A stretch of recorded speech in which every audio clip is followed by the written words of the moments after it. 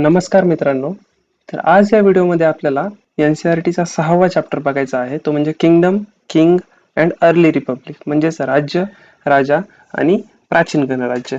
याआधी आपण NCERTचे 5 चॅप्टर्स पाहिलेले आहेत. त्याची लिंक खाली डिस्क्रिप्शन बॉक्समध्ये दिलेली आहे. प्रत्येक चॅप्टर हा इंटरलिंक्ड आहे. जर आधीचा चॅप्टर समजला तर पुढचा चॅप्टर समजायला तुम्हाला सोपं जाईल. त्याच्यामुळे माझी तुम्हाला अशी विनंती आहे की जर तुम्ही आधीचे चॅप्टर जर पाहिले नसतील तर तुम्ही ते व्हिडिओज पाहून घ्या. तर आपल्याला या चॅप्टरमध्ये जवळपास 6 ते 6 मुद्द्यांना स्पर्श करायचा आहे. तो म्हणजे काही लोक शासक कसे बनले, त्यानंतर त्या समाजामध्ये वर्णव्यवस्था तयार झाली होती, तर वर्णव्यवस्था काय होती, नंतर जनपद तयार व्हायला लागली, तर जनपद काय होती, त्यांचं महत्व काय, वैशिष्ट्य काय आहेत. मग महाजनपद तयार झाली, मग महाजनपद काय आहेत, जनपद आणि महाजनपदामध्ये काय फरक आहे. त्यानंतर कर पद्धती तयार झाली होती, त्यावेळेसची कर पद्धती ही कशी होती. त्यानंतर शेतीमध्ये 2 मुख्य बदल झाले होते, त्या शेती बदलांचा परिणाम लोकांच्या जीवनावरती कसा झाला होता. मग हळूहळू समाजामध्ये डेव्हलपमेंट होत गेली, तर ती डेव्हलपमेंट कशी होत गेली हे आपल्याला नंतर पाहायचंय. त्यानंतर एक महाजनपद आहे, ते म्हणजे मगध. मगधावरती आपल्याला थोडीफार माहिती यामध्ये घ्यायची आणि गणराज्य आहे तो म्हणजे व्रज्जी. तर व्रज्जी विषय आपल्याला यामध्ये माहिती घ्यायची आहे. तर यामध्ये आपल्याला पहिला मुद्दा बघायचा तो म्हणजे how some men become rulers. काही लोक हे शासक कसे बनले. आपल्याला माहिती आहे की आज आपण जे काही शासनकर्ते निवडून देतो त्यांना आपण मतदानाने निवडून देतो, परंतु प्राचीन भारतामध्ये शासनकर्ते कसे निवडले जायचे, तर ह्या गोष्टींचा विचार त्यावेळेस व्हायला लागला होता. तर जवळपास 3000 वर्षापूर्वी जी काही राजा निवडण्याची जी पद्धत असायची त्याच्यामध्ये हळूहळू बदल व्हायला सुरुवात झाली होती. आता राजा कोण व्हायचा, तर राजे ते लोक व्हायचे जे खूप मोठे पराक्रम करायचे. तर मोठे पराक्रम कोणते, तर अश्वमेध विधी नावाचा हा एक मोठा पराक्रम होता. तर अश्वमेध विधी काय आहे, तर राजाचा जो काही घोडा आहे त्याला राजाच्या माणसासोबत मोकळ सोडलं जायचं. जर तो घोडा दुसऱ्या राज्यामध्ये गेला किंवा दुसऱ्या किंगडम मध्ये गेला आणि त्या राजानं जर त्याला अडवलं तर त्या 2 राजांमध्ये युद्ध व्हायचं. आणि जर अडवलं नाही तर याचा अर्थ त्या राजाने ह्या राजाचं आधिपत्य मान्य केलं. अशा प्रकारचा हा अश्वमेध विधी असायचा. मग तो घोडा फिरून वापस आपल्या राज्यामध्ये आल्याच्या नंतर ज्या राजांनी पॉवरफुल राजाचं आधिपत्य मान्य केलं आहे त्या अश्वमेध विधीला ते सर्व राजे उपस्थित असायचे. तर अश्वमेध विधी कोण पूर्ण करणार, तो जो काही धर्म उपदेशक आहे तो ज्यांनी खूप परफेक्ट ट्रेनिंग घेतलेली आहे त्याच्यामध्ये, असे धर्म उपदेशक ती अश्वमेध विधी पूर्ण करायचं. तर अश्वमेध विधीची स्ट्रक्चर काय आहे की त्याच्यामध्ये राजा हा प्रमुख असायचा, त्याला बसायला जे काही वाघाची स्किन आहे त्यापासून बनवलेलं सिंहासन असायचं. आणि त्या अश्वमेध विधीमध्ये जो काही राजाचा सारथी असायचा, ज्याने राजाच्या सोबती खूप सारे युद्ध लढलेले आहेत किंवा राजांचे मोठे मोठे पराक्रम, त्याच्या युद्ध कला त्या सारथीने जवळून पाहिलेल्या असतील, असा त्याचा सारथी हा त्याचे गुणगान गायचा. आता आपल्याला माहिती आहे की ज्या प्रकारे पोवाड्यामध्ये एखाद्या व्यक्तीचं खूप मोठं गुणगान केलं जायचं. एका पोवाड्यामध्ये काय असतं की एखादा योद्धा आहे, त्यांनी खूप पराक्रम गाजवलेला आहे, तर त्याचा पराक्रम हा पोवाड्यामार्फत सांगितला जातो. तर त्याच प्रकारे अश्वमेध विधीमध्ये जो काही सारथी आहे त्यांनी त्या राजाचं गुणगान त्या अश्वमेध विधीमध्ये करायचं असतं. त्या अश्वमेध विधीमध्ये खूप सारे जे काही राजे आहेत तर सर्व राजे हे एक स्पेक्टॅटर्स किंवा ऑडियन्स म्हणून उपस्थित असायचे. ते सर्व राजे ह्या पॉवरफुल राजाला खूप असे भेटवस्तू आणायचे, गिफ्ट्स आणायचे. आणि जी काही फॅमिली आहे, रॉयल फॅमिली आहे, त्याच्यामध्ये राजांच्या पत्न्या असतील किंवा खूप सारी मुलं असतील, अश्वमेध विधीमध्ये त्यांना सुद्धा छोटे छोटे रिच्युअल्स पूर्ण करावे लागत असत. आणि जो काही धर्म उपदेशक आहे तो त्याच्यावरती सॅक्रेड वॉटर टाकायचा आणि विधी पूर्ण करायचा. म्हणजेच काय, पवित्र पाणी टाकून विधी पूर्ण करायचा. आणि जी काही सामान्य जनता आहे, मग त्यामध्ये वेगवेगळे व्यापारी असतील, लोक असतील, शेतकरी असतील, तर हे सर्व लोक राजांसाठी भेटवस्तू आणत असत. परंतु शूद्र ह्यांना ह्या विधीपासून दूर ठेवलं जायचं. अशा प्रकारे हा अश्वमेध विधी पूर्ण केला जायचा. आता राजा ही कन्सेप्ट आपल्याला कळाली की राजा कसा निवडला जायचा, तर तो खूप मोठे पराक्रम केल्याच्या नंतर त्याला राजा ओळखलं जायचं. जो राजा अश्वमेध विधी सारख्या विधी पूर्ण करायचा त्याला जनपदाचा राजा म्हणायचं. आता जनपद म्हणजे काय, तर जनपद म्हणजे अशी जमीन जिथे लोक राहत असत. ह्या शब्दाची आपण जर फोड केली तर आपल्याला दिसून येते की जन म्हणजे काय की लोक, आणि पद म्हणजे काय तर जमीन. म्हणजे जिथं अशी जमीन जिथे लोक राहत असत त्याला आपण जनपद म्हणू. मग जो राजा अशी विधी पूर्ण करायचा अश्वमेध विधी सारखी किंवा अजून खूप साऱ्या विध्या आहेत, तर त्या प्रकारच्या विधी पूर्ण केल्यानंतर तो त्या जनपदाचा राजा व्हायचा. तर मग जनपदांची वैशिष्ट्य काय आहे, तर त्यावेळेसची जी काही लोक आहेत तर ती झोपडीमध्ये राहत असत. भरपूर जे लोक आहेत ते गायी सांभाळत, ते तांदूळ, गहू, बार्ले, डाळी, ऊस किंवा तीळ असं धान्य उगवत असत. आणि त्यावेळेस आपल्याला तिथं मातीची भांडी सुद्धा सापडली आहेत. तर त्यापैकी काही ग्रे रंगाची होती, त्याला आपण पेंटेड ग्रे वेअर पॉट्स म्हणतो. तर यामध्ये एक महत्वाची गोष्ट लक्षात ठेवण्यासारखी काय आहे, ज्या ठिकाणी ग्रे रंगाची भांडी म्हणजे जे पेंटेड ग्रेवियर्स आहेत अशी भांडी सापडतात, आपण त्यांना इतिहासामध्ये पेंटेड ग्रेवियर साइट्स असं म्हणतात. आता ही वैशिष्ट्य का लक्षात ठेवायची बरं, की तिथले लोक झोपडीत राहत असत, गायी सांभाळायचे, ते सो धान्य उगवत असायची किंवा मातीची भांडी बनवायची. ह्या गोष्टी आपल्याला लक्षात ठेवायची का गरज आहे, तर ह्या गोष्टी आपल्याला का लक्षात ठेवायच्या किंवा का समजून घ्यायच्या, तर ह्या जे काही त्यांची वैशिष्ट्ये आहेत हे दाखवून देतं की ज्या वेळेस समाजामध्ये डेव्हलपमेंट होत होती तर त्या डेव्हलपमेंटचा हा एक थर होता. आपण याआधी पाहिलेलं आहे की हळूहळू मानवांची क्रांती होत गेली, तर जी काही क्रांती झाली तेच क्रांतीचा हा एक प्रकार आहे जनपद. मग यानंतर काय झालं की जनपदाचं रूपांतर महाजनपदामध्ये झालं, तर ते आपल्याला पुढे पाहायचंच आहे. तर अशी कोणकोणती जनपद होती जिथं अशा प्रकारची आपल्याला पुरावे सापडलेले आहेत, अशी मातीची भांडी सापडली आहेत किंवा झोपड्यांचे अवशेष सापडलेले आहेत, तर अशा कोणत्या साईट्स आहेत, तर तुम्ही इथं जर पाहिलं कुरूच्या खाली इथं हस्तिनापूर नावाचं एक ठिकाण आहे. तर या ठिकाणी आपल्याला एक जनपद असल्याचा उल्लेख आहे. जर तुम्ही मराठीमध्ये ययाती नावाची कादंबरी जर वाचली असेल तर त्यामध्ये सुद्धा हस्तिनापूरचा उल्लेख आहे. त्यानंतर पुराणा किल्ला जो आहे दिल्लीच्या तिथं, ती सुद्धा एक जनपदाची साईट आहे. त्यानंतर उत्तर प्रदेशमध्येच अतरंजी खेरा इथे अतरंजी खेरा नावाची एक साईट आहे, ती सुद्धा त्यावेळेस एक जनपद म्हणून होतं.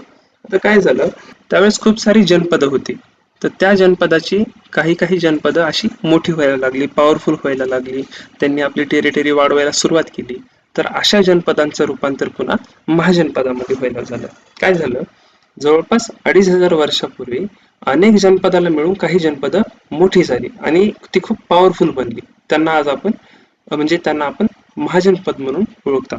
आता महाजनपदाची वैशिष्ट्य काय आहेत किंवा महाजनपद हे जनपदपेक्षा का वेगळं आहे, तर जी काही महाजनपद आहेत त्यांना राजधानी असायच्या. आता राजधानी असण्याचा काय अर्थ आहे की जी काही राजधानी असायची तिला तटबंदी असायची. तटबंदी म्हणजे काय, की पूर्ण ते शहर जे आहे त्याला चौकून असं प्रोटेक्शन वॉल असायची. ती जी काही वॉल आहे ती लाकूड, विटा व दगडापासून बनलेल्या असायच्या. आणि आणि महाजनपद जी आहेत त्या महाजनपदामध्ये अशी किल्ले बांधलेली असायची, कारण लोक हे इतर राज्याच्या आक्रमणापासून भीत असायचे. आणि काही शासक जे आहेत ते आपली संपत्ती दाखवण्यासाठी सुद्धा मोठमोठे किल्ले बांधत होते. आणि महाजनपदामध्ये काय आहे, आपण बघितलं की जनपदमध्ये झोपडपट्टीमध्ये लोक राहायची, त्यांचं उत्पन्न वेगळं असायचं. पण महाजनपदामध्ये लोक झोपडीत राहत नसत, तर मोठ्या मोठ्या इमारतीमध्ये राहत असायची आणि त्यांनी खूप सारे किल्ले बांधलेले आहेत. तर हे जे काही त्यांचं काम आहे, जसं की इमारती बांधणं असेल किंवा किल्ले असतील, हे त्यावेळेस इंजिनिअरिंगचं काम दाखवते किंवा लोक त्यावेळेस किती त्या दृष्टिकोनातून एज्युकेटेड होती महाजनपदामध्ये, हे आपल्याला या पॉइंट्स वरून असं दिसून येतं. तर ही जी काही मोठी इमारती आहेत किंवा किल्ले आहेत, ह्या सर्वांना बांधायला खूप सारे लोक लागत असतील, तर हे काय दाखवतं आपल्याला की त्यावेळेस जो काही कामगार वर्ग आहे तो खूप मोठ्या प्रकारचा असायचा. मग इमारती बांधणं, किल्ले बांधणं यासाठी साधने लागत असतील, तर ते साधने सुद्धा गोळा करावी लागत असत. आपण या आधीच्या चॅप्टर मध्ये पाहिलेलं आहे की हडप्पा संस्कृतीमध्ये जो काही गावाचा प्रमुख असायचा, तो जी काही मौल्यवान धातू आहेत जसं की गोल्ड जे आहे तर ते कर्नाटकामधून इम्पोर्ट करायचे किंवा साऊथ इंडियामधून इम्पोर्ट करायचे.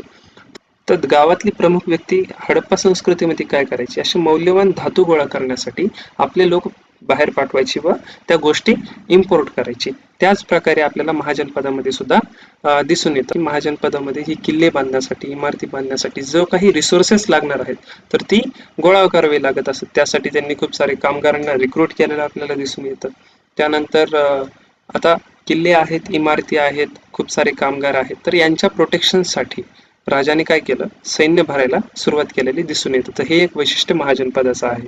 आणि सैन्य भरती केलं तर याचा अर्थ काय की त्यांना नियमित पगार सुद्धा सुरू केलेला आपल्याला दिसून येतं आणि खूप सैन्यामध्ये त्यांनी इन्क्रीज केली. तर ही होती महाजनपद. तर आपल्याला माहिती आहे की महाजन पदाचे जे काही शासक आहेत त्यांनी मोठी मोठी किल्ले बांधली, मोठे मोठे सैन्य ते सांभाळत होते, खूप मोठी त्यांची आर्मी होती. त्यासाठी त्यांना जास्तीत जास्त संपत्ती लागत होती. मग ही संपत्ती कशी गोळा करायची, तर त्यांनी काय केलं, कर गोळा करायला सुरुवात केली. आपल्याला माहिती आहे की त्यावेळेसची जी काही जनता होती ती जास्तीत जास्त शेतीवरती अवलंबून होती आणि शेती हा त्यावेळेसचा प्रमुख सोर्स होता. मग त्यांनी काय केलं, त्या शेतीवरती कर गोळा करायला सुरुवात केली. तर एक प्रकारे त्यांनी शेतीवरती कर गोळा करायला सुरुवात केली. त्यानंतर त्यांनी जी काही क्राफ्ट्स पर्सन्स आहेत त्यांच्यावरती कर लादायला सुरुवात केली. जी काही हंटर गॅदरर्स आहेत त्यांच्यावरती कर गोळा करायला सुरुवात केली. आणि जो काही महाजन पदामध्ये व्यापार चालायचा, बाहेरून व्यापारी यायचे किंवा इथून बाहेर व्यापारी जायचे किंवा अंतर्गत व्यापार जो चालायचा त्यावरती त्यांनी कर लादायला सुरुवात केली. आणि यामध्ये आपल्याला एक दिसून येतं की कर गोळा करण्यासाठी त्यांनी त्यावेळी अधिकारी सुद्धा नियुक्त केले होते. मग ते कर कसा गोळा करायचे, की जो काही शेतीचं उत्पन्न आहे त्याच्यावरती ते 1/6 एवढा कर ते लादत असत. तर मग हस्तकामगारावरती कर कसा आकारला जाईल, तर हस्तकामगारांना त्यांचा जो काही स्किल आहे त्याचा वापर राज्यासाठी केला जाईल, हा त्यांचा एक प्रकारचा कर असायचा. जे काही गुराखी आहेत त्यांनी आपल्या प्राण्यांचं जे काही उत्पादन असेल, मग ते मांस असेल, प्राण्यांची स्किन असेल किंवा बोन्स असतील, या प्रकारचं उत्पादन ते राज्याला देत असत. आणि जी काही व्यापारी आहेत त्यांच्यावरती सुद्धा वेगवेगळ्या प्रकारचा कर लादला जाईल. तर आपण याआधी पाहिलं की डेव्हलपमेंट कशी झाली माणसांची, जसं की आधी लोक जनपदमध्ये राहत होती, जनपदावरून पुन्हा महाजनपदामध्ये गेली. तर मग ही जी काही डेव्हलपमेंट आहे तर ती कशी झाली, कारण त्यावेळेसचा जो काही मुख्य स्रोत होता तो म्हणजे फार्मिंग म्हणजे शेती. तर शेतीमध्ये दोन बदल व्हायला लागले. तर ते दोन मुख्य बदल कोणते, की पहिला आपण माहिती आहे की याआधी लाकडी नांगराचा वापर शेतीसाठी केला जायचा आणि तेवढं आउटपुट लाकडी नांगरातून त्यांना भेटत नव्हतं. परंतु लोखंडाचा त्यांना शोध लागला होता आणि त्यांनी लोखंडी नांगराचा वापर वाढवायला सुरुवात केली होती आणि त्यांनी काय झालं, त्यांचं उत्पन्न वाढायला लागलं. हा पहिला बदल होता. याने काय झालं, त्यांच्या जीवनामध्ये सुधार झाली. आणि दुसरा की जे काही पॅडी सॅपलिंग्स आहेत म्हणजे सातूचं जे काही ते धान्य घ्यायचे, तर ते काय करायचे, आधी जमिनीमध्ये बिया अशा स्प्रँकल करायचे, सीड स्प्रँकलिंग करायचे, म्हणजे बिया डायरेक्ट जमिनीवरती फेकायची. पण त्यांना एक नवीन शोध लागला, तो म्हणजे काय करायचे, पहिले ती रोपटे वाढवायची आणि मग ती नंतर लावायची. ही पद्धत त्यांना अवगत झाली आणि हे खूप बॅक ब्रेकिंग होतं, म्हणजे खूप त्यामध्ये त्रास व्हायचा. तर त्यावेळेस जे काही शेतकरी असायचे तर ह्या पद्धतीची शेती करण्यासाठी त्यावेळेस जे काही दास होते किंवा दासी होती, तर ह्या दास आणि दासींचा वापर त्यांनी केलेला आपल्याला दिसून येतो. तर अशा प्रकारे त्यावेळेस शेतीमध्ये बदल झाले. यानंतर आपल्याला एक मायक्रो ऑब्झर्वेशन करायचं, ते म्हणजे मगध आणि दुसरं म्हणजे ब्रजी. तर मगध काय होतं, तर मगध आपल्याला माहिती की सगळ्यात आधी हे छोटंसं एक जनपद होतं, परंतु जवळपास 200 वर्षामध्येच ते खूप महत्वाचं महाजनपद बनलं. तर ते महत्वाचं महाजनपद का बनलं, तर मगध हे जे महाजनपद आहे त्या प्रदेशातून दोन नद्या वाहतात, एक म्हणजे गंगा आणि दुसरी म्हणजे त्याची उपनदी ती म्हणजे सोन नदी. ह्या दोन नद्या ह्या प्रदेशातून वाहतात. तर या दोन नद्याचा वापर मगध महाजनपदाने कशासाठी केला, एक म्हणजे वाहतुकीसाठी, दुसरा पाण्याच्या वापरासाठी आणि तिसरा जमीन जी आहे त्या जमिनीच्या वापरासाठी त्यांनी या नद्यांचा वापर केला. आणि मगध जे काही साम्राज्य आहे त्याच्या आसपास खूप मोठं जंगल होतं, म्हणजे मगध साम्राज्य हे पूर्ण जंगलाने व्यापलेलं होतं.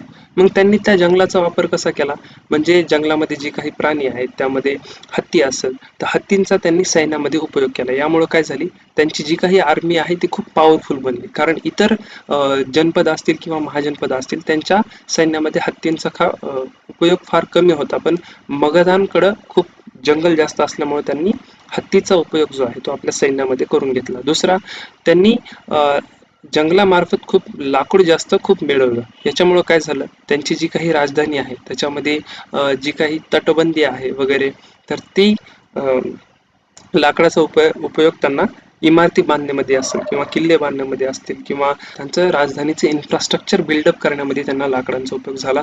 त्यांनी जंगल कटाई केल्याच्या नंतर त्यांना खूप मोठी जमीन भेटली. यांच्यामुळे काय झालं, त्यांचे रिसोर्सेस वाढायला लागले. आणि चौथं म्हणजे नदी. ह्या चार गोष्टींमुळं मगध साम्राज्य हे खूप महत्वपूर्ण बनलं. तर अजून काय कारण होतं, तर आपण याआधी पाहिलंय की शेतीमध्ये बदल व्हायला लागली होती. ती म्हणजे काय, की लोखंडाची नांगरं वापरायला शेतकऱ्यांनी सुरुवात केली होती. पण मगध जे साम्राज्य आहे त्याच्यामध्ये काय झालं, लोखंडाचीच एक खाण सापडली. आता लोखंडाची खाण सापडणं आणि मगध साम्राज्य पॉवरफुल होणं यामध्ये काय रिलेशन आहे. जी काही लोखंड आहे मग ते आर्मीच्या वापरासाठी झालं, दुसरं इन्फ्रास्ट्रक्चर बिल्डअप करण्यासाठी झालं. तर आर्मीच्या कामासाठी लोखंड कसं काय युजफुल झालं, की जी काही आर्मीमध्ये तलवारी असतील किंवा ते त्यांचे इक्विपमेंट्स असतील त्यामध्ये लोखंडाचा खूप वापर मगध साम्राज्यांनी करून घेतला आणि त्याच्यामुळं मगध साम्राज्य हे पॉवरफुल व्हायला लागलं. दुसरी महत्वाची गोष्ट काय आहे, की जे काही राजे होऊन गेलेत मग त्यामध्ये बिंबिसार राजा असेल किंवा अजातशत्रू असतील, हे राजे खूप पॉवरफुल होऊन गेले. त्यांनी मगध साम्राज्याच्या सीमा वाढवायला मदत केली. एक महापद्मनंद नावाचे खूप महत्वपूर्ण शासक होऊन गेले. त्यांनी काय केलं, आपल्या ज्या राज्याच्या सीमा आहे त्या वायव्य दिशेपर्यंत त्यांनी वाढवल्या. आणि मगध साम्राज्य जे आहे सुरुवातीला त्यांची राजधानी ही राजगृह होती, परंतु नंतर ती पाटलीपुत्र करण्यात आली. तर ही होती मगध, हे एक महाजनपद होतं. तर अशा प्रकारे मगध हे त्यावेळेचे खूप महत्वपूर्ण महाजनपद बनलं. ज्यावेळेस मगध साम्राज्याला खूप प्रॉस्पेरिटी येऊ लागली, म्हणजे मगध साम्राज्य एकदम फुलफिल होऊ लागलं, पॉवरफुल होऊ लागले इतर आसपासच्या राज्याबरोबर. तर त्याच वेळेस जवळपास 2300 वर्षाआधी अलेक्झांडर नावाचा एक शासक होता. तो युरोपमध्ये मॅसिडोनियामध्ये राहत होता आणि तो खूप पॉवरफुल होता. त्याची इच्छा होती की he wants to conquer the world, त्याला पूर्ण जग जिंकायचं होतं. तर त्याने जवळपास इजिप्त आणि जो काही वेस्टर्न एशिया आहे, पश्चिम आशिया आणि इंडियन सबकॉन्टिनेंट मध्ये बियास नदीपर्यंत त्याने आपलं साम्राज्य वाढवलं होतं. तर एवढा पॉवरफुल त्याचा राजा होता. त्याची इच्छा होती की त्याला बियास नदीच्या पुढेही कंटिन्यू करायचं होतं, परंतु त्याच्या सैन्याने त्याला साथ नाही दिली. कारण सैन्याने भारताच्या राज्याविषयी गोष्टी ऐकल्या होत्या, जसं की भारताचे जे काही राज्य आहेत त्यांच्या आर्मीमध्ये हत्ती वगैरे आहेत. तर अशा गोष्टींमुळे त्यांच्या सैन्यांनी लढण्यास साथ दिली नाही, असं या चॅप्टरमध्ये सांगितलेलं आहे. तर यानंतर आपल्याला व्रज्जी या गणाविषयी किंवा संघराज्याविषयी आपल्याला माहिती घ्यायची आहे. तर व्रज्जी काय आहे, तर व्रज्जी एक गण होतं किंवा एक संघ होतं आणि त्यामध्ये महाजनपदमध्ये ज्या प्रकारचं शासन चालवलं जात होतं त्यापेक्षा वेगळं शासन हे व्रज्जी या संघराज्यामध्ये चालवलं जात होतं. आता व्रज्जी जी आहे त्याची जी राजधानी होती ती वैशाली होती आणि त्यांचं एक वेगळ्याच प्रकारचे शासन त्यावेळेस चालू होतं. तर गण म्हणजे काय किंवा संघ म्हणजे काय, तर आपण आधी पाहिलंय की जनपद असेल किंवा महाजनपद असेल त्यामध्ये एक राजा असायचा आणि तो राजा एक सर्व टेरिटरीवर रूल करायचा. आता संघाचे जे काही वैशिष्ट्य आहेत म्हणजे ते महाजनपदापेक्षा कसं वेगळं असायचं, तर यामध्ये जे एवढे काही शासक आहेत, म्हणजे जर समजा 1000 व्यक्ती महत्वपूर्ण असतील तर 1000 शासक एखाद्या संघराज्यामध्ये असले तर ते सर्व शासक महत्वपूर्ण विधी पूर्ण करत असत. ते वेळोवेळी सभा भरवत असत. जर एखाद्या मुद्द्यावरती त्यांना चर्चा करायची असेल तर ते सभेद्वारे चर्चा करायचे आणि एखादा डिसिजन जर घ्यायचा असेल तर ते बहुमताने ते त्यावेळेस डिसिजन घेत असत. या पुढच्या चॅप्टरमध्ये सुद्धा आपल्याला पाहायचं आहे की भगवान गौतम बुद्ध असतील किंवा वर्धमान महावीर असतील, हे दोघेही गण किंवा एका संघांचे होते. जर आपण अजून व्यवस्थित पाहिलं तर भगवान गौतम बुद्ध जे आहे ते शाक्य गणाचे होते आणि वर्धमान महावीर हे लिच्छवी गणाचे होते. जो लिच्छवी गण आहे तोच व्रज्जीचा एक पार्ट होता, हे आपल्याला पुढच्या चॅप्टरमध्ये पाहायचंच आहे. आणि जर समजा संघ व गण याविषयी जर जास्त इतिहासामधून जर माहिती कोणत्या टेक्स्टमधून मिळत असेल तर ते बुद्धिस्ट टेक्स्ट आहेत, त्याच्यामधून आपल्याला जास्तीत जास्त माहिती ही गण किंवा संघामधून मिळते. तर एल्सवेअर मध्ये आपल्याला ग्रीस व अथेन्स या नावाचा एक सब टॉपिक पाहायचा आहे. तर तो काय आहे की आपण याआधी पाहिलं की आपल्या भारतामध्ये एक समाज व्यवस्था तयार झाली होती, ती म्हणजे जनपद तयार झाली होती, महाजनपद तयार झाली होती आणि संघराज्य होती. ह्या तिन्हीतला आपल्याला डिफरन्स कळाला की जनपद ही जास्त पॉवरफुल नव्हती, छोटी होती, पण महाजनपद ही खूप पॉवरफुल होती. त्यांनी आपल्या सीमा खूप वाढवल्या होत्या. आणि दुसरं पाहिलं की आपण संघराज्य पाहिलं तर संघराज्यामध्ये काय एक शासक नसून अनेक शासक असायचे, त्यांची वेळोवेळी सभा भरवायची. पण भारताच्या बाहेर बी असं काही सिस्टम होती का, अशी काही शासन व्यवस्था होती का, तर ग्रीस नावाचा जो काही देश होता त्याच्यामध्ये अथेन्स नावाचं एक साम्राज्य होतं. तर अथेन्स काय होतं तर त्यावेळेस जवळपास 2500 वर्षापूर्वीची जी काही लोकशाही आहे, जी 200 वर्ष टिकली होती, ती या अथेन्समध्ये होती. तर त्यावेळेसच्या डेमोक्रेसीची त्यांनी काही कॅरेक्टरिस्टिक्स सांगितलेल्या आहेत. त्या म्हणजे काय, की जर समजा अथेन्स या साम्राज्याचा कोणाला सिटिझन व्हायचं असेल, तर वयाची 30 वर्ष पूर्ण झाली की त्यांना अथेन्सचं नागरिकत्व मिळायचं. जवळपास एखाद्या विषयावर जर समजा चर्चा करायची असेल, तर ते सभा भरवायचे आणि जवळपास एका वर्षातून 40 वेळा ही ती सभा भरवायची. आणि जर कोणाला त्यावेळेसचा प्रतिनिधी व्हायचा असेल, त्या अथेन्स साम्राज्यामध्ये जर कोणाला प्रतिनिधी व्हायचा असेल, मंत्री व्हायचा असेल, तर त्यांची नियुक्ती जी आहे ती लॉटरीने व्हायची. मग लॉटरीने कशी, प्रत्येक ज्यांना ते पद पाहिजे आहे त्यांनी आपलं नाव चिठ्ठीमध्ये टाकायचं आणि ती लॉटरी टाईप त्यांचं नाव यायचं. ज्याचं नाव येईल तो ते पद सांभाळायचं. तर अशा प्रकारची व्यवस्था अथेन्समध्ये होते. आणि यामध्ये काही असे खूप सारे आपल्याला निगेटिव्ह पॉईंट सुद्धा पाहायला भेटतात. जसं की त्यावेळेस स्त्रिया ज्या होत्या त्यांना नागरिक मानत नसत. पुरुषांना नागरिकत्व मिळायचं पण स्त्रियांना नागरिकत्व मिळत नसत. त्यावेळेस गुलाम पद्धती अथेन्समध्ये होती. जसं की त्यावेळेस खूप सारे गुलाम होते. ती भरपूर कामं करायची, जसं की वेगवेगळ्या माइन्स असतील, खाणी असतील, त्या खाणीमध्ये ते उत्खनन करणं, शेती करणं, अशा खूप प्रकारची कामं ती करायची. परंतु हे सगळं करत असताना सुद्धा वेगवेगळ्या प्रकारचे जे स्लेव्स होते त्यांना सिटिझनशिप ते देत नसत. तर अशा प्रकारचा डेमोक्रेसी त्यावेळेस होती. तर NCERT मध्ये असं विचारलेलं आहे की आपल्याला हिला डेमोक्रेसी म्हणता येईल का, असा हा क्वेश्चन मार्क आहे.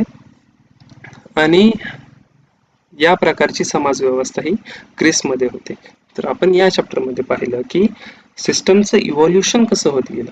आधी राजा कन्सेप्ट पाहिले, त्याच्यानंतर जनपद पाहिलं, नंतर महाजनपद पाहिलं आणि नंतर ग्रीसमध्ये असणारी जी काही त्यावेळेची डेमोक्रेसी होती अथेन्स, हे 4 गोष्टी आपण या चॅप्टरमध्ये पाहिलेल्या आहेत. तर यानंतर हा मुख्य मुद्दा आपल्याला बघायचा आहे तो म्हणजे वर्णव्यवस्था. आता आपण पाहिलं की जनपद तयार झाली होती, महाजनपद तयार झाली होती, गणराज्य तयार झाली होती. पण त्यावेळेसचा जो काही समाज होता त्याच्यामध्ये वेगवेगळ्या प्रकारची लोक राहत होती. जसं की धर्मोपदेशक असतील, शेतकरी असतील, गुराखी असतील, व्यापारी असतील, क्राफ्ट्स पर्सन असतील किंवा जे काही कामगार आहेत, अशा वेगवेगळ्या प्रकारची लोक राहायचे असतात. त्यापैकी काही जण श्रीमंत होते तर काही जण गरीब होते. आणि धर्मोपदेशक जे होते त्यावेळेस त्यांचं सगळ्यात जास्त वर्चस्व होतं. तर त्यांनी त्या समाजाची 4 वर्गामध्ये विभागणी केली, जसं की ब्राह्मण, क्षत्रिय, वैश्य, शूद्र. तर त्यांनी प्रत्येकाचं कार्य त्यांच्या त्यांच्या वर्णानुसार ठरवून दिलं होतं. तो म्हणजे काय, की ब्राह्मणांनी काय करायचं तर वेदांचा अभ्यास करायचा, त्यांनी अध्यापकाचं काम करायचं, भेटी स्वीकारायच्या आणि रिच्युअल्स पूर्ण करायच्या, वेगवेगळ्या विधी पूर्ण करायच्या. जे क्षत्रिय आहेत त्यांनी त्यांचं काय असायचं तर वेगवेगळे युद्ध करणं असेल किंवा आपले जो काही टेरिटरी आहे त्याचं संरक्षण करणं हा त्यांचा प्रमुख धर्म होता. आणि वैश्यांचं काम काय, तर वैश्यांचं व्यापार करणं हा वैश्यांचं मुख्य काम असायचं. त्यांच्यामध्ये शेतकरी असेल, शेती करणं, गुराखींचं वेगवेगळे शेतकरी गुराखी हे सुद्धा वैश्यामध्ये येत असत. आणि सगळ्यात शेवटच्या स्टेजला जर कोणता वर्ण येत असेल तर तो म्हणजे शूद्र. तर शूद्रांचं काम काय असायचं तर वरील 3 जे वर्ग आहेत तो म्हणजे ब्राह्मण, क्षत्रिय, वैश्य या तिन्ही वर्गांची सेवा करणं हा शूद्रांचं कार्य असायचं. अजून एक महत्वाची गोष्ट म्हणजे काय की धर्मोपदेशकांच्या मध्ये वर्ण हे जन्मावरून ठरवले जात असत. फॉर एक्झाम्पल जर एखाद्यांचे आई वडील जर ब्राह्मण असतील तर तो पण ब्राह्मण असेल, क्षत्रिय आई वडील तर जी काही ऑफस्प्रिंग आहे तो पण क्षत्रिय, आणि सो ऑन अशा प्रकारची वर्णव्यवस्था त्यावेळेस डेव्हलप झाली होती. आणि धर्मोपदेशकांच्या मध्ये एखाद्याचा वर्ण हा त्याच्या जन्मावरून ठरवला जायचा, ना की त्याच्या कर्मावरून. तर अशा प्रकारची ही वर्णव्यवस्था होती. आणि ही वर्णव्यवस्था जवळपास 20व्या शतकापर्यंत आपल्या समाजामध्ये रूढ होती. तर ही कन्सेप्ट आपण या चॅप्टरमध्ये पाहिली. तर हा होता NCERTचा 6वा चॅप्टर.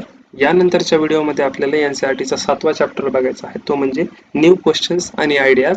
तो चॅप्टर सुद्धा या चॅप्टरला इंटरकनेक्टेड आहे आणि त्यामुळं हा चॅप्टर समजणं खूप महत्त्वाचं आहे.